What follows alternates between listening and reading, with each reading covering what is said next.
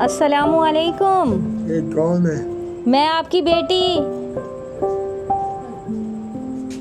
फातिमा हूँ। मैं आपकी बेटी। कैसे हैं आप? ठीक है। मेरे को ठंडा पानी दे दे। ठंडा पानी दे दें आपको? ठंडा पानी दें भाई? हाँ तो ठंडा दे दे। ठंडा नहीं देते पानी? हाँ। ठंडा दे दे। ओहो, क्या लगते हैं इनके?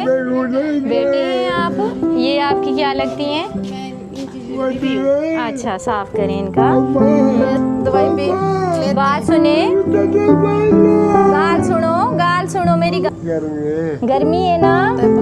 हाय सदके जाऊं। अल्लाह ताला आपको सेहत दे।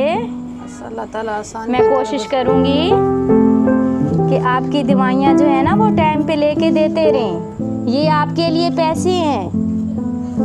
ये तुम्हारे वास्ते 10,000 रुपये है। हाँ गिनो। ये तुसा जेड़ी शायद दिल करे वो गिनते खावनी है। जी हाँ, थानू दे रहे आ, पकड़ो। हाँ सही गल है। अल्लाह ताला इनको शिफा दे जी। इनके लिए दुआ कीजिएगा।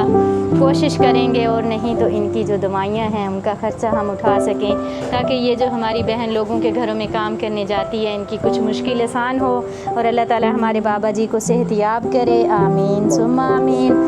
बहुत शुक्रिया। खुश रहें, खुशियाँ बांटें। अल्लाह के हवाले।